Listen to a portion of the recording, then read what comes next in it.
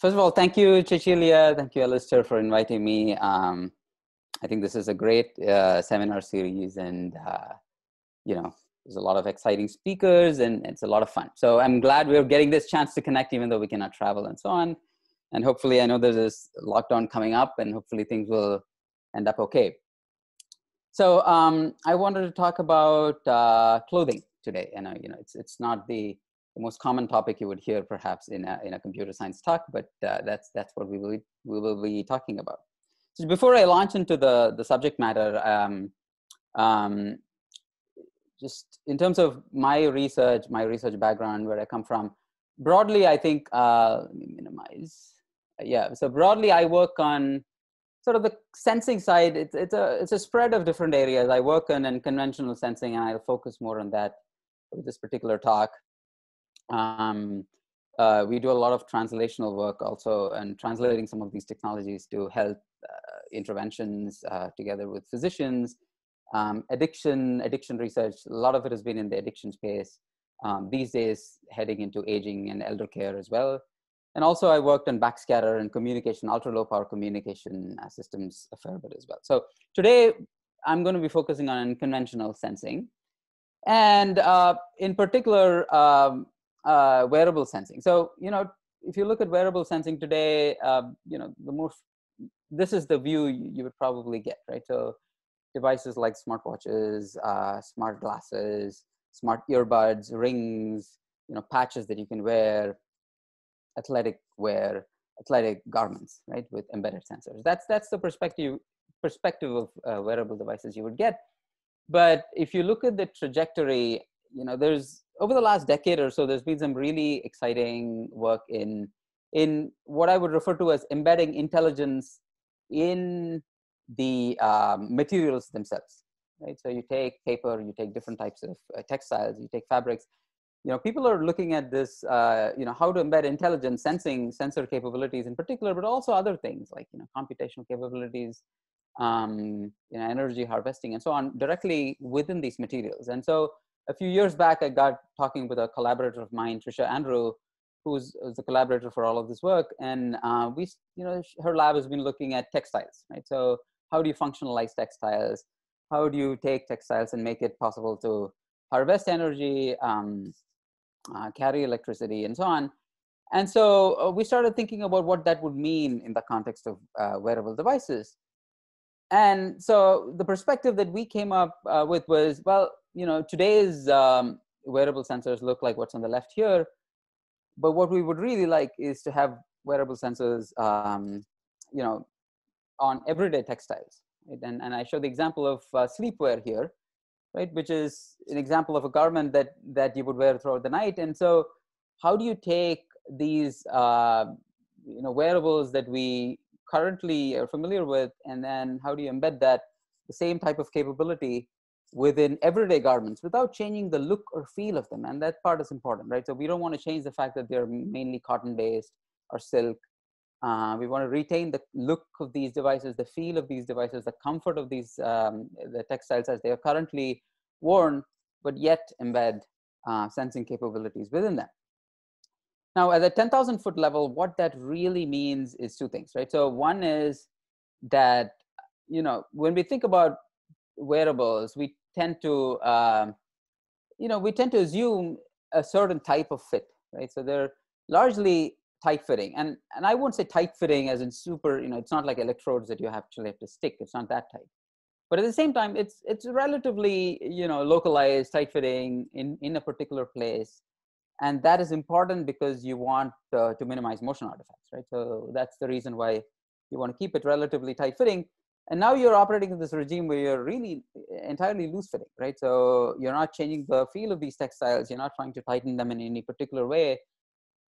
So you have loose fitting garments. And so that means a major change in terms of how you would think about extracting information from these types of sensors.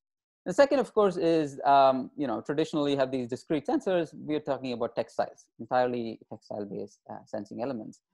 But that also means that certain assumptions that you would make about what kinds of sensing capabilities are possible also change, right? So you cannot have inertial sensors, for example, or not the same type of inertial sensors, right? You cannot have an optical sensor. right? So to measure something like heart rate, right? So, certain sensors are no longer possible because we are restricting ourselves to all textile types of sensing elements. Now, I should mention that there's sort of this intermediate point, perhaps, which is, flexible electronics. And that's already, quite a bit of these sensors also have flexible electronic elements in them. But we wanted to kind of, entirely leapfrog that technology and then just directly head out to the farther end, right? What can we do with all textile elements, right? Without changing, and then, you still need some electronics for carrying the information, but if it's all textile, then, the places where you place electronics doesn't have to be the places where you sense, right? You can sense all over the textile, the fabric, and you place electronics where there are rigid elements like buttons. So that's where we were heading towards. Now, the first question that opens up is, what does it really mean to sense with a loose-fitting textile, right? And as I mentioned, one advantage that we have, right? You certainly lose the predictability of having, for example, a smartwatch on the wrist, right?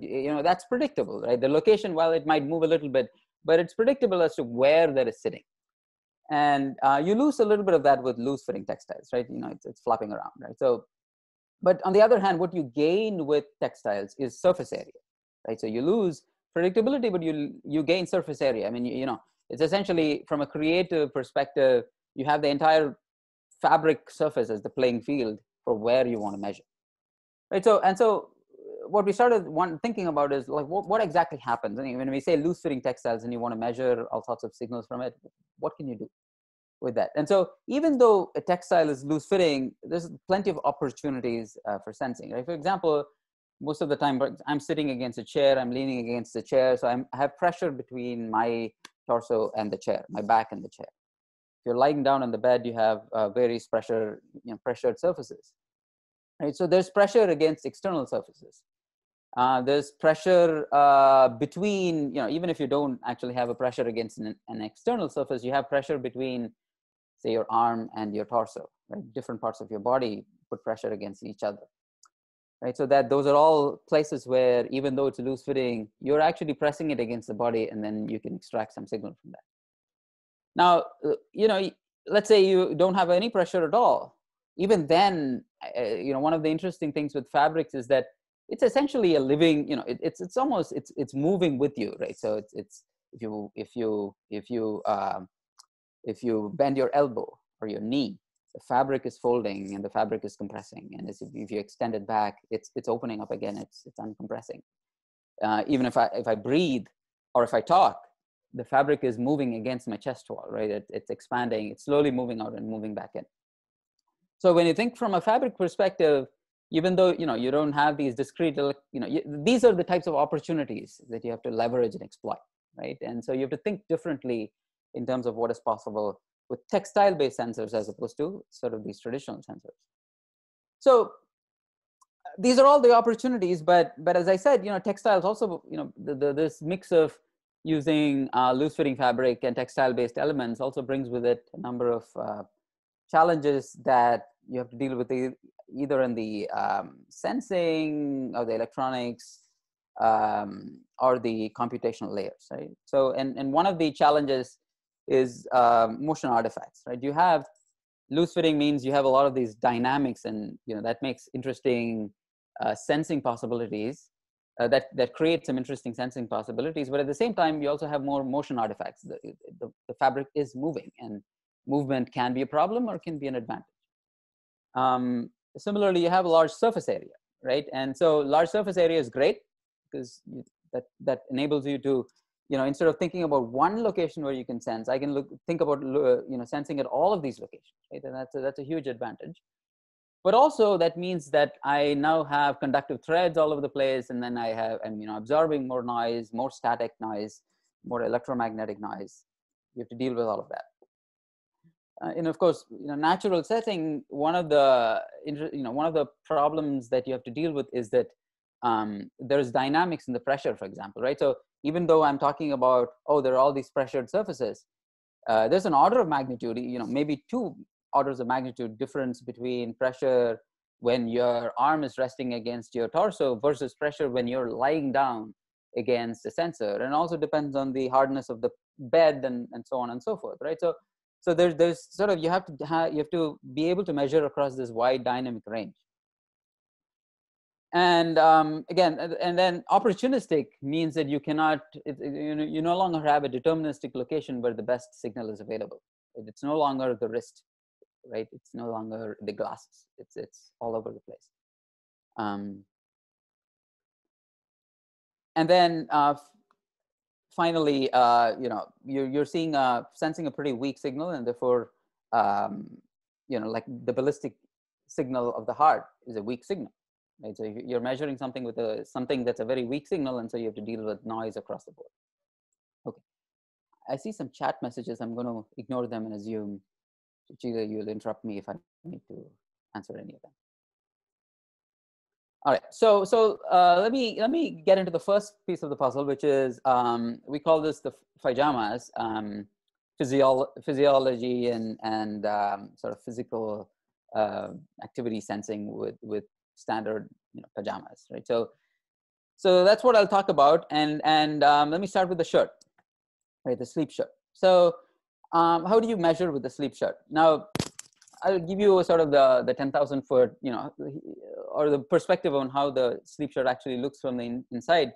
We've got a bunch of different types of sensors. I'll speak about the sensors in a little bit, but essentially we have several resistive sensors, under the arm, as I mentioned, on the chest wall and the back.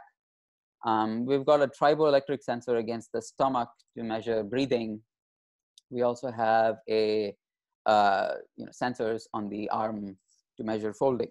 Elbow could be on the knee as well, but in this case, the elbow to measure the folding movements or arm movements. Okay, so that's how this the sleep shirt actually looks.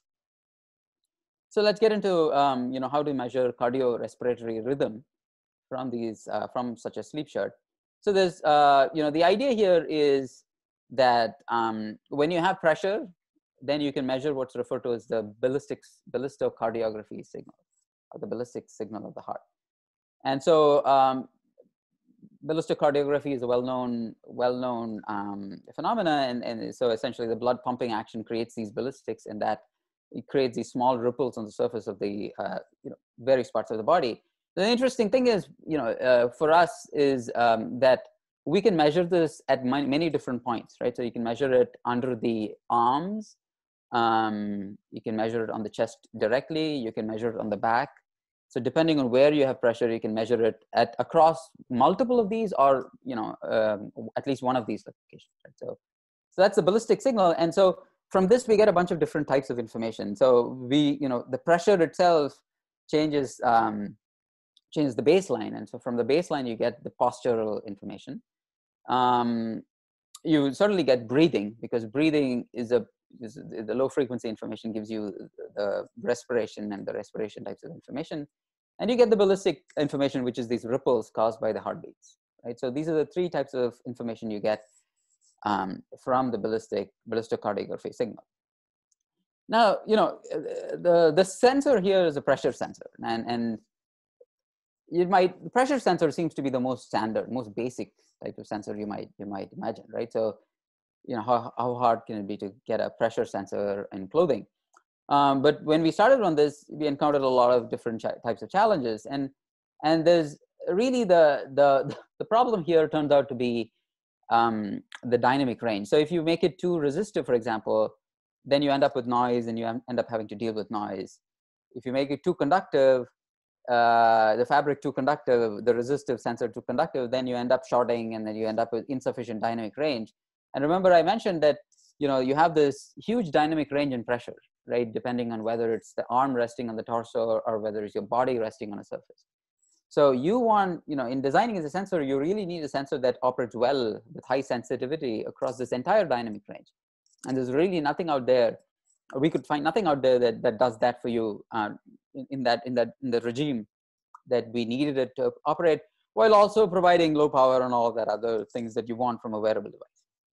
And so we ended up designing this new pressure sensor, I won't get into the fabric side of this, but there's a lot of different pieces to the puzzle. We had, you have to operate, deal with, you have to, from finding whether it's medium, what sort of weave patterns you should use, what sort of functionalization should happen. So there's a lot of sort of engineering type optimizations that go underneath the covers. But the sensor we designed essentially has, as you can see in the graph on the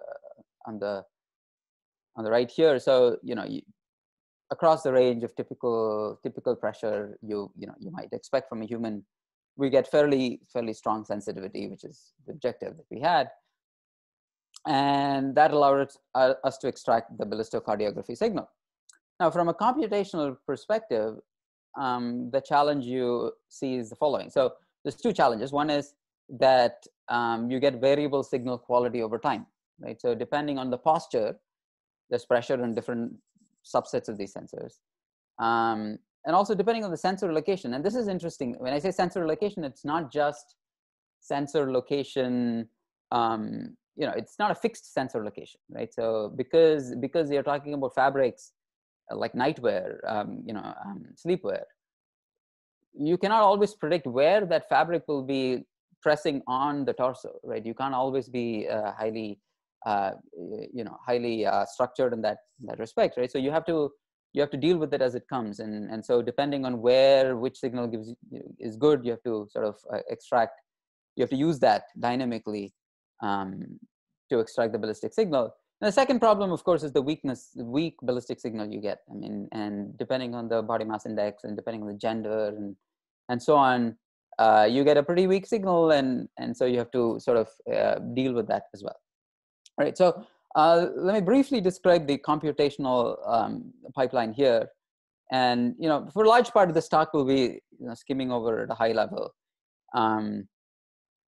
In terms of the computational pipeline, I'll mention that there's probably not one best approach. I think this is the approach that we used, and it gave us good results. But I can imagine other ways of doing this. So the way our pipeline work is the first thing we do is to extract the breathing and the posture information directly from the analog signal. Posture is easily detected, as I mentioned, because the baseline gives you that pressure signal.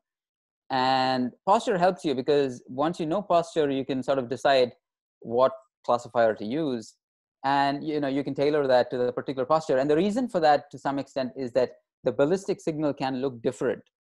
The ballistic signal is not the same at different locations in the body, and so even the structure of that ballistic signal can be a little different. And so part of what you have to do is to extract some prior about exactly where are you oriented, how are you facing, and so on, and then determine the classifier based on that.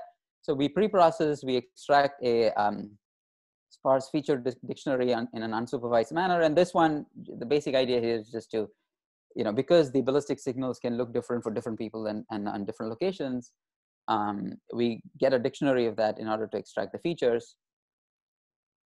Then we run it through a standard classifier. And then the next thing we do is to extract a signal quality index, right? Which sensor has the best signal quality. And then based on the signal quality of these different sensors, fuse the signals across them. And the other thing you have to deal with is timing irregularities, because even the timing of the ballistic signal is different at the different locations on the torso.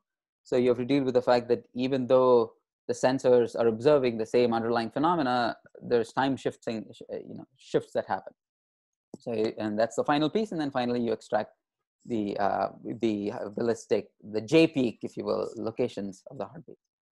So that's the hardware implementation here.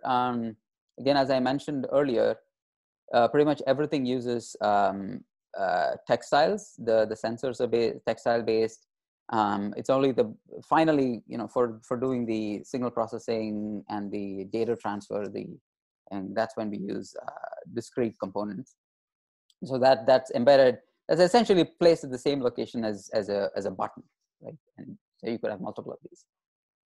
Right. So one of the things I should mention is that this allows us to scale as well. So, in our this device I'm showing you here, we had, I think, 5, but there's no reason you cannot do, we've gone up to 8, I think, so far, but there's no reason, just because the number of channels was tractable for us, but there's no reason you cannot go more than that. So you can do a much larger scale, larger scale kind of sensor array on textiles. All right, so that gives you, it doesn't look as pretty for sure, but these are all textile-based sensors, and these are all conductive threads that are interconnecting them. So they're all just standard carbon functionalized with conductive layers. So here's a oops, sorry.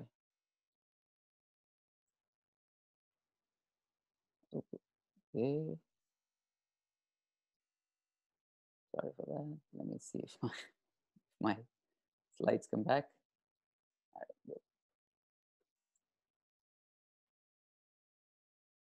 right, okay, so let's see why my video doesn't play. All right, my videos for some reason doesn't seem to play here, but I will just talk through this. So, all right, let me see now. Yeah, I don't know why it's not playing. Anyway, so I mean, this video was supposed to show the postural changes and the signal changes that happen. This is my student here. I mean, he's turning around. He'll be tossing. He would have been tossing and turning, and you would have seen the signals. But this this figure probably shows what you would have seen earlier in any case. So what the graph here shows, the plot here shows, is the different sensors and what the signals that they're observing. And as this person goes from soldier position to fetal position, these are all different names for different sleep positions. The sensor signals change quite a bit. They switch around, the baseline changes. The quality of the different sensor readings also change. If you will notice that some get a better signal than others. So this is just to show you what's actually happening. And so it's quite straightforward to get posture, but you can also see how the signal quality will change, and then we have to extract information from that. All right, so this one, by the way, is breathing, not the heart rate. The heart rate signal, the heartbeat signal is hidden within this, and you can't see it here. All right. So this result here shows heart rate and respiration from a bunch of participants across various sleep positions. We got a pretty very high quality result, and I should mention here that we did not control for the height or weight of the participant. So in other words, we had an XL, extra large sized sleep shirt, and it was clear for some people that they probably should have worn something like a small. So it was way larger than they would have normally worn, but at the same time, it still got reasonable results, which sort of speaks to, I think, the advantage of having a number of sensors. At least one works, even though some of the sensors may not be placed in the right place. Somewhere some sensor gives you a reasonable reading. So there's that advantage of having a spatial surface area to work with. We also did some nap sessions where we actually had them go to a sleep, a sleep facility, take naps. We had ground truth, and we looked at the results. Again, reasonably good. The errors were largely because I think the fit was very poor for those individuals, but reasonably good results. We've done overnight trials since. I think I don't have results here. So let me transition. So that was the resistive sensor for the cardio-respiratory signals. Let me show you a little bit about the sort of the folding, the triboelectric sensors that we used as well. So here the question is, we want to measure the dynamics of the textile. So that would mean folding of the textile, like when you open or close your elbow, extend or extend your elbow, as well as breathing. Right? Those are the two types of dynamics we want to capture. And the pressure sensor isn't perhaps not perfect for this, because there's really no baseline pressure in this case, right? You're not pressing it against the surface. So what you really need is to measure something that is, it's floating, but there's compression and expansion happening in the textile itself. So here we used what's called a triboelectric sensor. And so, triboelectric is essentially static charge, right? So, and it's well known that you can have these, if you functionalize, cotton is not great, but if you functionalize cotton so that it operates positive or a negative triboelectric material, then you can have these two functionalized layers, one that is positive and the one that is negative. And then what happens is, as these layers move amongst each other, as they separate, like when you might flex, it might open up, or when you breathe out, it might separate, and then again it comes back together, and then you have these charge discharge types of cyclical patterns that you can measure, right? So triboelectrics, you have these multiple layers that you can have these charge discharge patterns. They're very small signals, but you can amplify them and measure them, and so that gives you a sense of, you can use that for things like folding. You can use that for breathing types of signals. And so those are the two sensors that we used. We embedded a triboelectric sensor on the front of the sleep shirt as well as on the arm. And even here, you have to deal with various types of issues like noise, right? So noise, in this case being, if you take a conventional electrode, like an ECG electrode, those electrodes are pretty heavily, you're sticking them against the skin. And so the contact is very small surface area and then very localized. Here you have these flapping surfaces, right? You have these, essentially you have these fabrics that have variable distance from each other, that are large surface area. So you have to deal with noise. There's more static noise because there's a larger electrode surface. You end up with variations in the capacitance as well. So you have to deal with some of these phenomena. And so, and these get, these you have to deal with both at the textile level, at the electronics level, and at the computational level. But just very briefly, some of the things we did here were, trying to increase the functionalization so that you get a stronger signal at the get-go. So you have to functionalize the tribo to get a better signal. And then you have to shield the fabrics with additional conductive layers so that you get, you have to shield it so that you get less external static charge that gets into your sensor. Then of course you have to deal with other amplification and various things. And so the end result is that, we got a good enough signal so that it works even when somebody's standing and somebody's breathing, you get a signal from that. So this, just to give you a few results from the triboelectric sensor. Here, this is our triboelectric sensor. This is motion capture room where we got the ground truth. And so on the left here, let's look at activity monitoring. So, and an elbow and knee sensor. So, as you can imagine, the folding and, if you can measure the folding and the flexion and extension process, you get information about pretty much any activity that involves these kinds of flexion and extension, right? Eating, for example, walking, for example, right? So that involves the knee flexion and extension. You can get a pretty good reading off of that. Also, elbow flexion is also there. It's small, but there's that. Brushing, anything that involves sort of these elbow movements, knee movements, joint movements can be measured.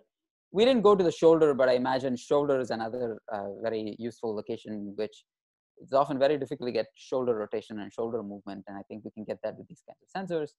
So just from looking at the frequency, you can get useful information about the activities. You can also, to an approximation, we could also get the angular velocity, how fast is it moving? And that's another feature you can use, whether it's activity classification or just, it could be, I don't think it's precise enough for, I think, sports analytics yet, perhaps, but especially since we were relying on loose fitting clothing, it's not giving you a really high quality sort of angular velocity, but it is giving you good enough information to get a reasonable rough approximation of angular velocity. Surprisingly, we also got information about perspiration, right? So sort of sweating changes the baseline, right? And so if you look at the baseline changes of the triboelectric sensor, so once we got that signal, we said, well, why don't we try to characterize this a little bit better? So we sprayed salt water, kind of in the approximately the same concentration as sweat. We sprayed it on the textile. We looked at it. You can see that the baseline changes, roughly approximate the amount of salt, right? So you can get some level of information about sweating behavior as well from these types of sensors. And so you could see that we had somebody run on a treadmill, and you can see while they were walking and running, you get the signals, but in addition, there's the baseline changes as well that as a result of sweating. Right? So you see those baseline changes as well. All right, so we also had, a user questionnaire. I mean, to the extent, I mean, I know that to some extent these are best answered at scale, but I think pretty much everybody who wore these felt that this was comfortable. Maybe this is a leading question: would you prefer a pajama or a Fitbit? But people did think this was comfortable, okay, and it did not interrupt their breathing, which is pretty important. All right, so that was the sleep shirt, and I'll perhaps spend a little bit of time on something more recent that we've been working on, which is the sleep mask. Right, so not everybody does, but a lot of people do wear some sort of a sleep mask when they sleep. And one of the interesting things about the sleep mask is that it allows us to explore EEG or information from the head, and information from the head is particularly useful when it comes to sleep sensing, as I'm sure most of you are aware of. EEG is perhaps the most important signal when it comes to sleep sensing, and not just I think a lot of wearable devices give you a reasonable approximation of something like sleep stages, right? Whether you're in REM sleep or N1 sleep or deep sleep and so on. But these are largely population averages, right? So if you take a typical wearable device like a Fitbit or like a wrist smartwatch or a ring and put it on somebody who has a sleep disorder, it's unlikely that will actually give you the more precise information about them, because these are based on largely averages in the population. But you need EEG if you want to get personalized, very accurate information. And so we were going after sort of deep metrics about sleep, not just the sleep stages, but also things like sleep spindles and K complexes and so on.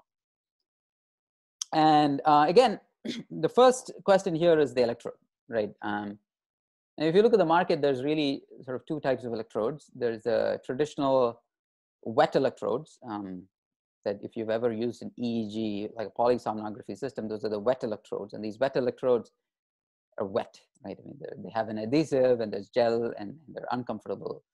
I mean, wearable devices like, wearable devices also sometimes use adhesive electrodes, not fully wet, I think, but adhesives nevertheless, just to get better contact and better SNR, right? So it is clearly not the most comfortable, but that is one approach.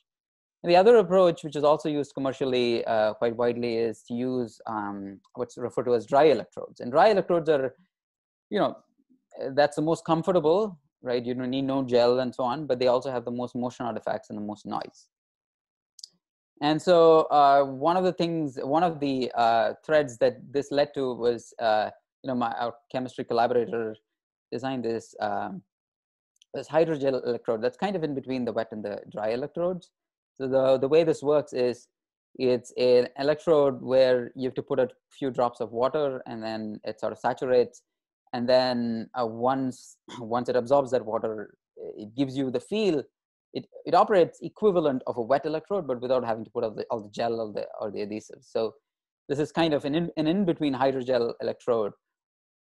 And then it stays as long as the water droplets are there, as long as it's swollen, so 8 to 10 hours, it'll stay hydrated and gives you a very good signal. And then once it dries up, you need to put the drops of water again. That's the way these electrodes work. It's a pretty comfortable, I think, from our experience so far, people have, this is a very comfortable electrodes. So we've designed a couple of different versions of these masks.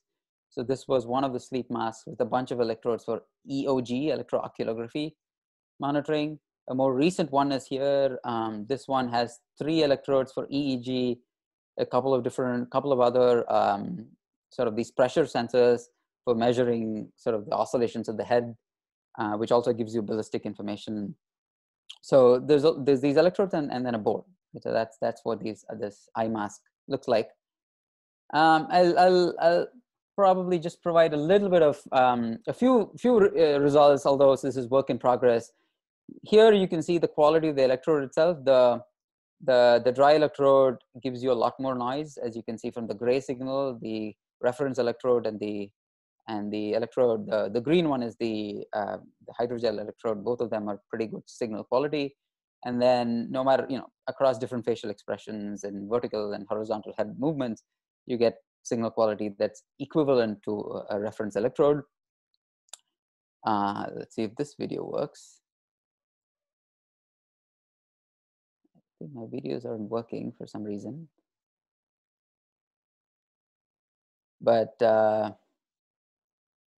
well, I'll just talk it through. I mean, I think basically this video would have shown, eye movement patterns, EOG information on the screen, and then pretty accurate EOG as the eyes are moved. All right, let me see if I can get my, okay. So I'll end with just some general thoughts on where we were heading. I mean, obviously this talk has been largely on the sensing side, and I think what I've not highlighted or spoken about is all of the other possibilities that can leverage these kinds of materials as a substrate, right? So some of the activities that we are doing here is around communication. As I mentioned, a lot of our work in our lab is also on backscatter communication, ultra low power communication. And some of the things we're looking at is how do you take materials and then use them not just for sensing, but also for communication and also for perhaps energy harvesting. I think one of the more exciting possibilities is that the same material is used as a sensor. It's used for something like backscatter communication, like conductive threads. You can use conductive threads to build, for example, antennas. They won't be great antennas, but they'll be fair antennas. And so if you can leverage the material itself as a substrate for sensing, communication, but also energy harvesting, and some of the same triboelectric sensors that I mentioned earlier can be used also as a energy harvesting substrate. Again, very weak amounts of energy, like microwatts, but perhaps reasonable to do a little bit of communication, right? So there's some interesting possibilities around sort of combining all of these so that you have these materials that do a lot of the, a lot of what you would do with traditional electronics gets pushed onto the materials substrate directly. And so the electronics that you need to use is reduced. So some of the ongoing activities around that. So on the sensing side, we've also been looking at these masks that are obviously heavily used these days, and embedding various types of sensors in them. Sensors similar to what we have used, but as well as new, other new sensors we've developed with the chemistry collaborators have developed can be embedded in this, so you can get breathing signals and speaking signals, talking signals, and so on. And we're also looking at embedding, as I mentioned, the communication elements into this. So, but also expanding beyond wearables to also look at wallpaper. How can you transform the entire wallpaper of a house, for example, to embed sort of communication elements that are largely based on these conductive surfaces. All right. So I'll probably, I'll conclude there.